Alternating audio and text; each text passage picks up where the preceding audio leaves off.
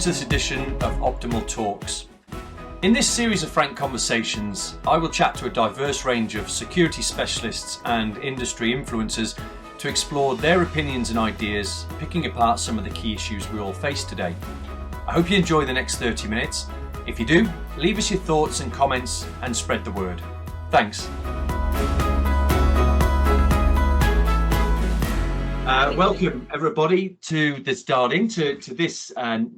the latest edition of Optimal Talks, where I introduce you to friends of mine, industry influencers, security professionals that will have an open and honest, frank conversation of different things. And today I've got my mucker Satia. Satia is the chief exec at IPSA, the International Professional Security Association, represents the frontline security cohort.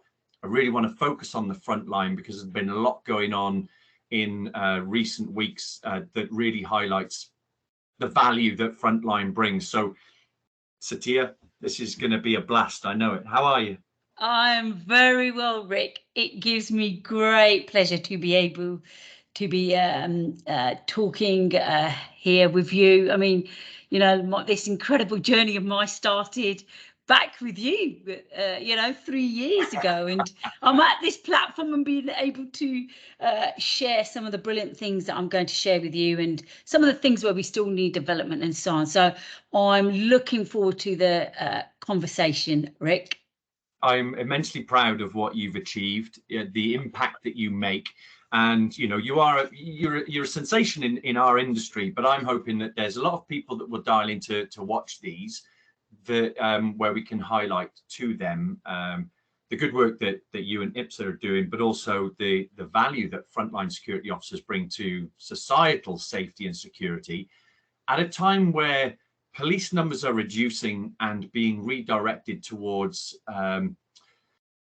organized crime and financial crime and cyber crime, and it reduces numbers of police officers on the streets, and yet we still have, I think last time I heard, about 4 times as many security officers, eyes and ears on the ground, than we do patrolling bobbies.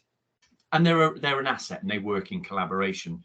I think to get people to understand a little bit about you, why don't you give us your elevator pitch of your rise through your career to point you're at now?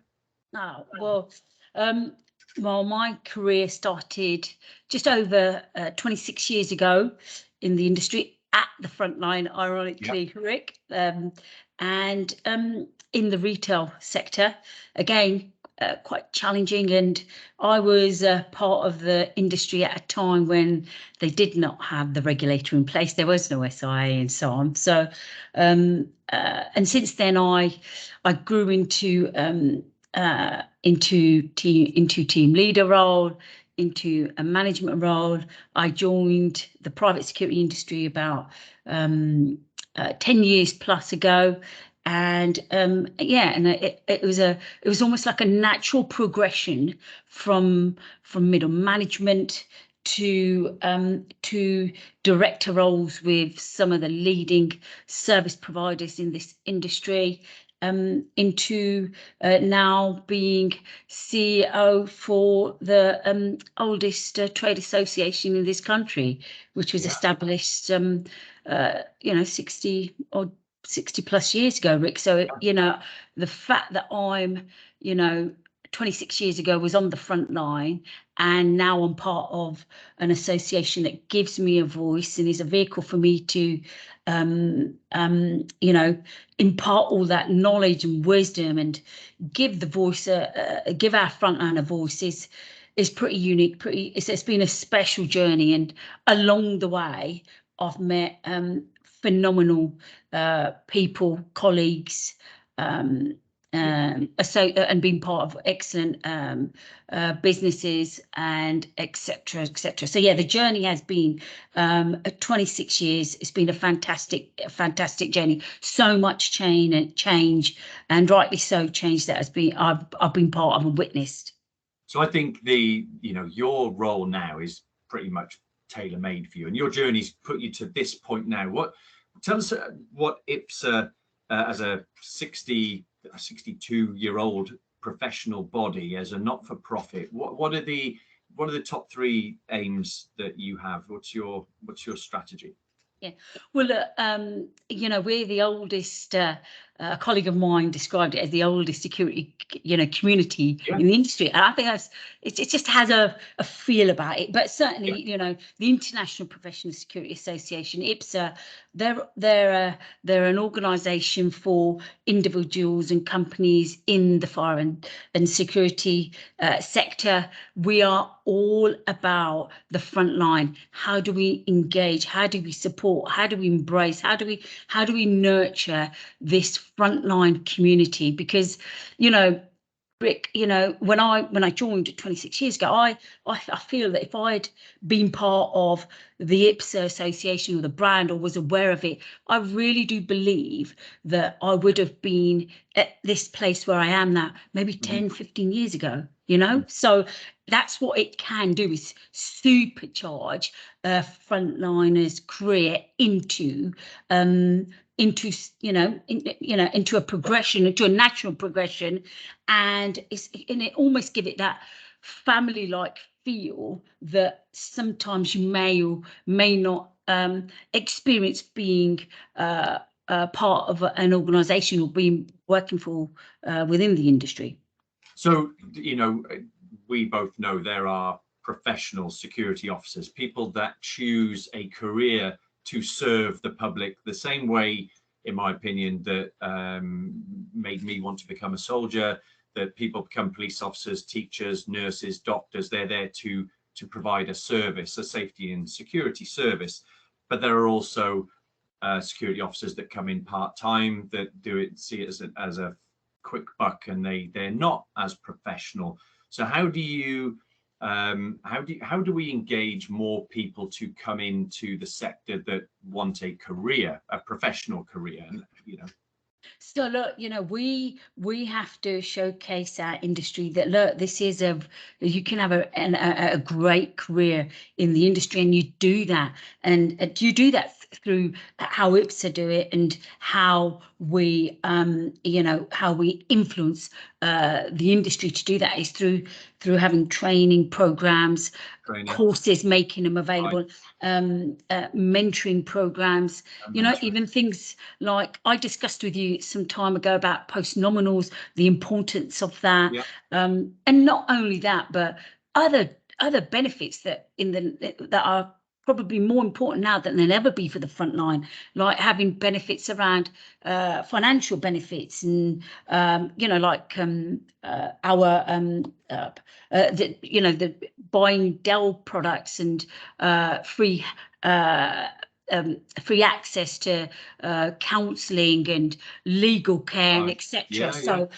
So all these things are so important. But in terms of the professionalisation, that will come through the training, the courses. We've just teamed up with the Institute of Strategic Risk Management, Rick, and I'm proud to say that, look, you know, there's frontliners out there. They're going to get training courses available at discounted rates, and some of them we're even going to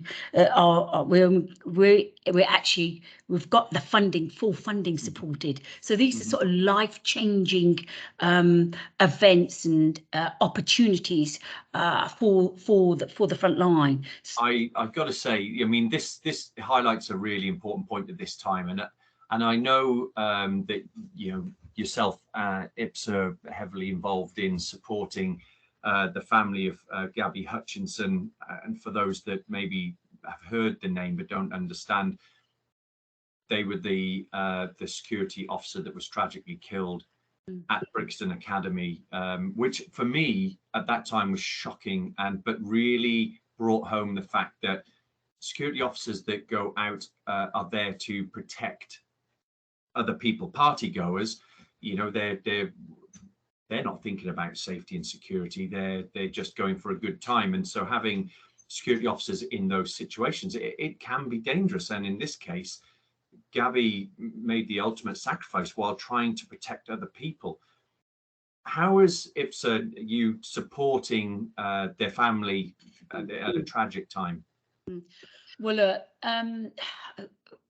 Rick, this is definitely a tragedy that has been that's shocked, our industry, and my heartfelt condolences go out to Gabby Hutchinson, the family, and Rebecca, the other lady that was that died as a result of this tragedy. Yes. I mean, all their loved ones, and there's I believe there's another young female that's still in critical care. So look, this really did, I got sort of visibility of this over Christmas and so on, and I've always felt that 26 years ago when I put the uniform on, I actually go out, and there is a possibility that the front line that go out and they serve their community day in, day out, there's a possibility they may not come back. And Right. one of us did not this year. And that was just, it was touching and moving in so many levels. And, myself and, everybody involved in this will have the same, there's so many questions to answer at the moment, but how do we make sure that this is just does not happen again? And this is, if I may, this is not, we know frontline security officers are the ones that run towards a marauding terrorist to help the police in isolation while everybody in the public is running away. But this wasn't the same sort of thing. It was a tragic event. That is part of a police investigation. We don't want to go down that route necessarily until we know all the facts. But you've engaged with the Security Benevolent Fund, right? And I think it's important that we highlight what the Security Benevolent Fund is.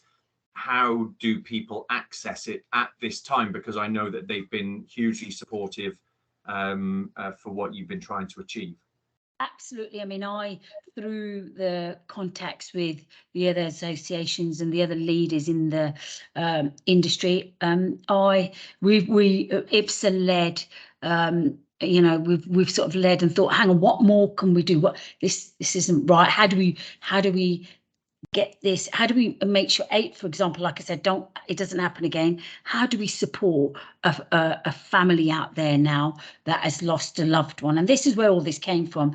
I started discussions with the various other associations, and everybody was just absolutely phenomenal. And through them conversations, it was brought to my attention about the Security Benevolent Fund.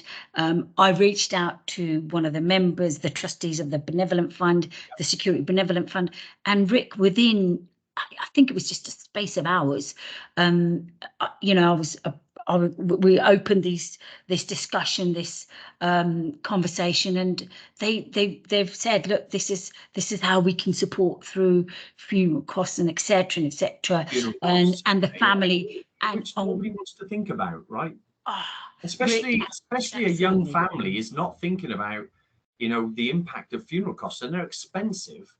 I think it's worth mentioning the Security Benevolent Fund was founded by the security delivery company, the Worshipful Company of Security Professionals, and does a lot of work actually in the background for anybody in security, in the security industry. If you work in the security industry and you fall on difficult times, not just death in service, they have got quite a considerable pot of money to help people out.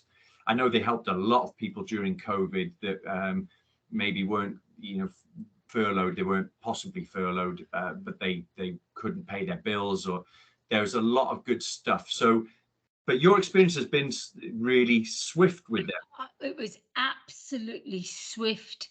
I've shared that with the family, Gabby's family. I'm engaged in liaising with them, and the appreciation and the gratitude that they have had has been absolutely phenomenal. It's just they're going through a grieving process there, and etc. So anything that we as an industry can help with and raise awareness about regarding the tragedy it will benefit all of us, and specifically the frontline, because there are benefits out there that we do have, but some of them they don't expand enough to the death in service, Rick, or other types of benefits similar to that. So we could be doing more. We will be doing more as a result of this.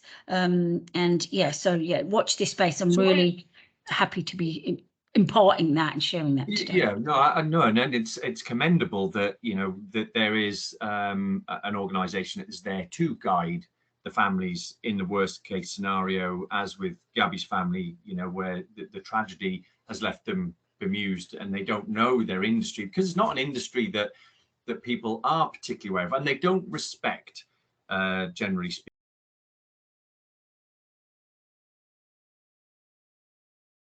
the safety and security at a venue. Now, the SIA obviously has implemented a considerable amount of upskilling based around physical intervention and first aid.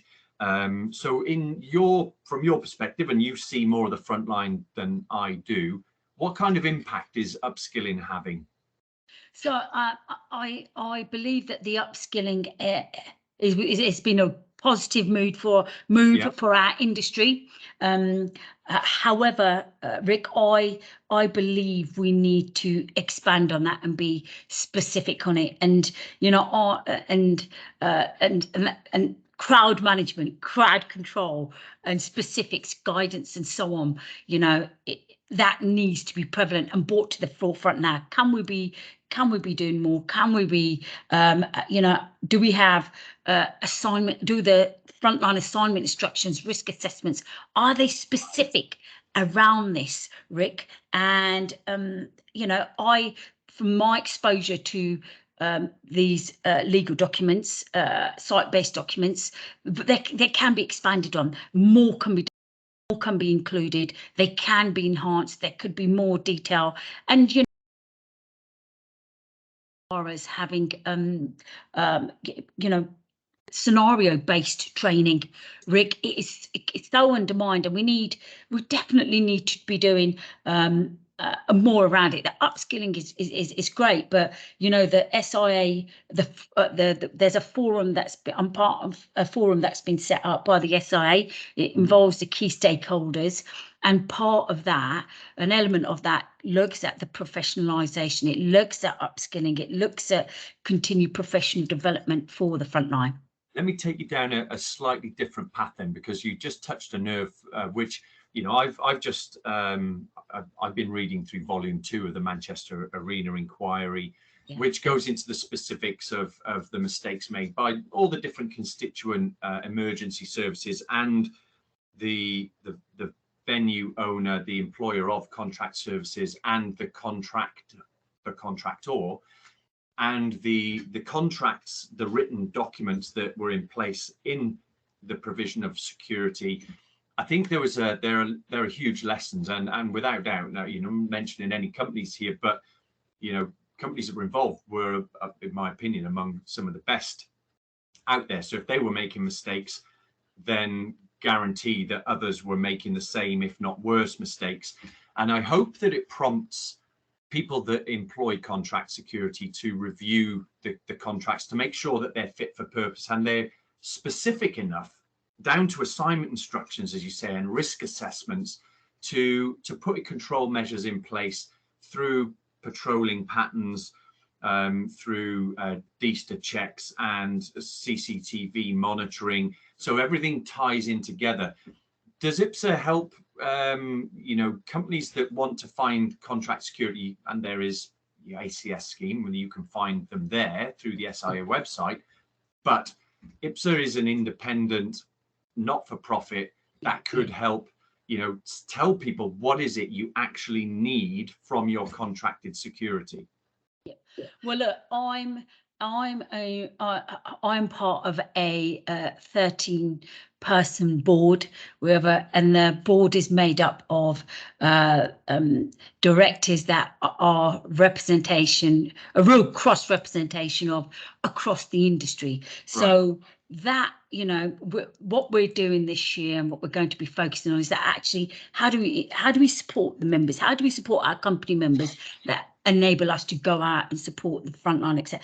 And we want to be doing more, and we are actively doing more now.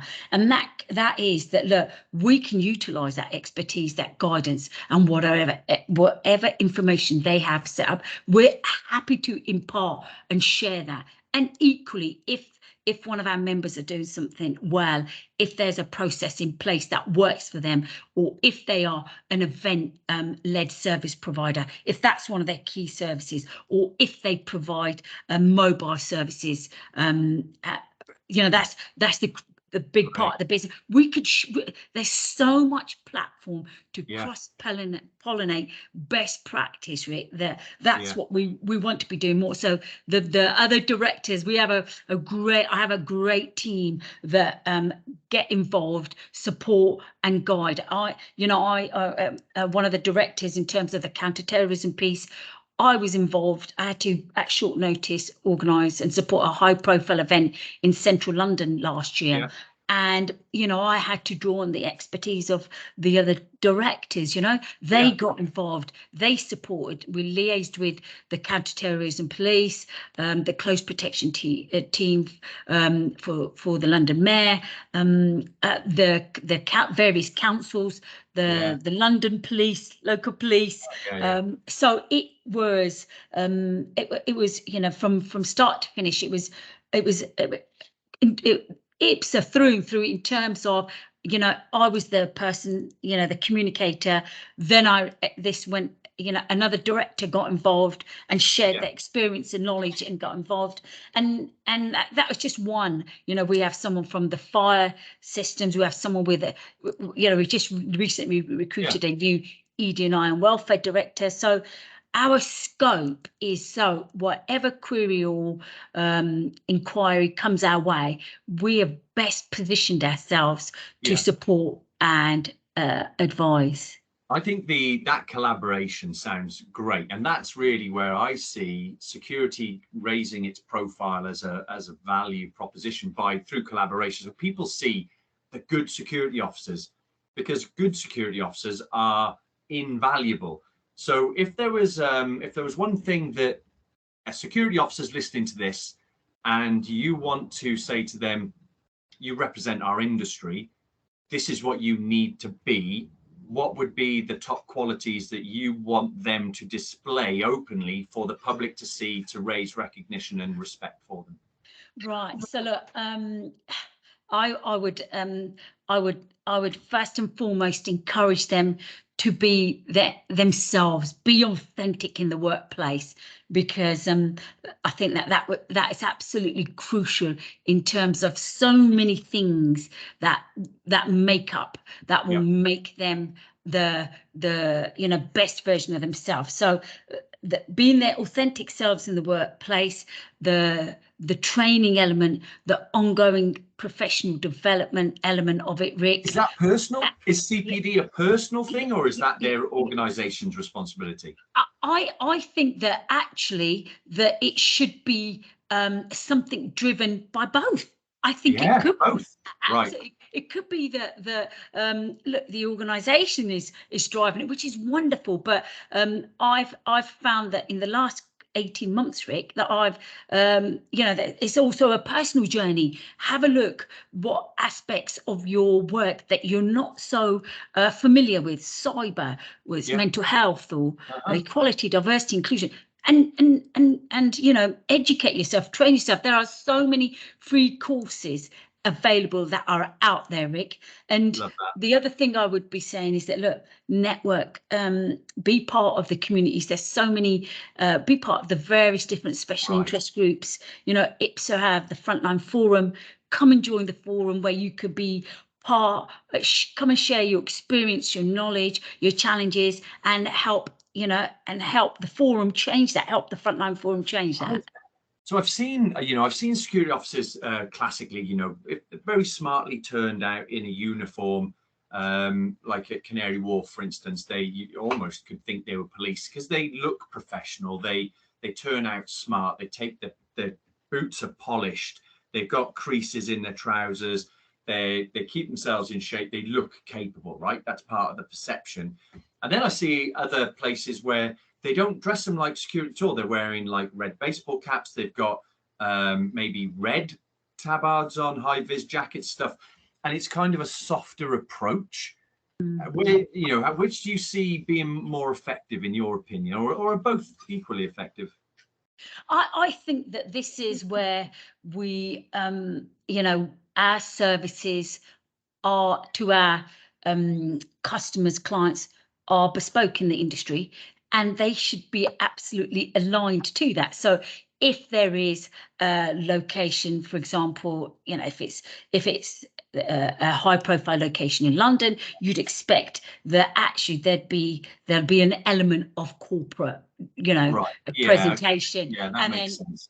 And then if you are then working at in a shopping centre, Rick, you'd need potentially a little bit more flexibility in your wear, having been out, engaging and liaising with customers and etc. So I think it has to be bespoke to the service that you are providing, and it's important that you have that flexibility to do that, because actually what that means is you are then listening to the client customer base, and you're also engaging with the officers, because that when I managed a team of officers, they were like, oh, we're more comfortable with this, even though the standard spec was tie, shirt, and etc. But they said, look, Satia, we want to, this is what happens on a daily basis. So I think it's about listening to the frontline, also taking into consideration the surroundings, the client feedback, and getting, and that's how you get that element right, because you can get it right. In close protection, when I grew up through the close protection scene in the army, you dress to complement your principal. So if they're dressed down for sport, you wear sports stuff. You don't wear a suit because you stand out. If they go into meetings and they're in a suit, you wear a suit. So that makes a lot of sense that in a corporate environment they wear a suit, and if they're in a park, then they're wearing sort of dress down. But it's got to be comfortable and because being dressed uncomfortably is a fatigue issue, first of all, but also, a tie, if it's a proper tie, can be used to choke you with, becomes a tool against you. So I guess all this safety and comfort for fatigue and dressing to complement the environment makes absolute sense. Just on that, Rick, go on. I always felt that, we empowered officers, that if you look the part and so on, you're going to feel it. Presentation is quite key, because what people see, the first layout they see in that setup of security is us, our frontliners. So we need to be equipping them with the appropriate uniform for the environment that they work in and the people that they serve. I've always said this, security is such a vast array of different disciplines, like engineering. You can have an engineer that builds bridges, civil engineer, and you've got an engineer that builds circuit boards, and they're an IT engineer. And with security is the same. There are so many disciplines, but the one that everybody in the public sees is a frontline officer. So if they're scruffy and out of shape, or don't care, scratching their ass, and that's a bad impression, but it reflects on the rest of the industry. But if people see smart professional security officers, they raise the respect and recognition for all of us. Absolutely. I think that frontline officers, they hold that power for the perception of the entire industry, whether it's cyber and engineering, or electrical engineering, or what, doesn't matter what it is. Corporate security management and head of security, what people see as security is a frontline officer. So really important, if you're listening to your frontline officer, please go out with pride and smartness, so that because you're representing all of us. Yeah. 100%, Rick. It is. Let me give you and one you know, last question. One last question, because obviously we're 30 minutes, and I just want to get one thing from you, your insight. What's your hope for the future of the frontline sector? So my hope is that, look, we, you know, that the industry recognises, you know, that, you know, we are key workers every day.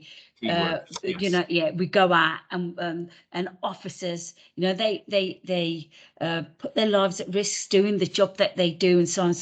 So rewarding the recognition piece for the front line, and then all the industry making sure that actually we're equipping them to be the best versions of themselves, actually equipping them to be able to go out and fulfill their duties to the best of their abilities. So giving them access to all the different various brilliant groups that are now being erected across our industry, whether it's a special interest group, whether it's a forum, whether it's a key stakeholder meeting. But yeah, so I would like, I'd like for, I believe, and I've always believed, that the frontline are the heartbeat of our industry. I would like that sort of replicated across our industry through our actions, through our policies, procedures, and how we treat our officers, and how making sure we pay them right, Rick. Right. Oh, yeah. Well, we could go on a whole new podcast about pay. Pay comes, I think, with respect and recognition for the value they bring, and you know, the tragedy with Gabby Hutchinson and others, and there's security officers being injured every single day. Violence against security officers is prolific, and people don't realise it. So next time you see a security officer, I would ask you to please go up and just say thanks for what you do, because the impact you will have by recognizing what they're bringing, so that you can shop or party or sing along to your favorite concert artist. You know, they're making sure you can do that without fear of something bad happening. So it's instrumental foundation, and I'm, you know, you ooze this passion for this. You couldn't think of anybody better for the job you're in. Thank you for the impact you're making, and you know, keep doing it. Keep doing it, because it needs people like you to drive it forward. That's all I'll say. Thanks, Rick. Thank you for giving me the platform to do so. Very grateful. It's an excuse. Very grateful, my friend. I have a chinwag with you, because you're like that. You're an important person now, and bagging time to chat to you like this, even though we have to record it and share it with everybody, is just an absolute pleasure. So it's been fun. Thank you, Rick. I'll see you in person soon enough, I'm sure. All right, take care. If you want to know more about the International Professional Security Association, because you're an officer, or because you want to get good contractors in, you want to know about policies, procedures, contracts, the benefits that they bring, the Security Benevolent Fund, we'll put, with your permission, Satia, your email up, and there's the email and the IPSA website. Go and find out more about it and get involved. But until I see you in person at the next conference or whatever, enjoy the rest of your week, my friend. You too. Thank you, Rick. Thanks, Satia. Thank you so much.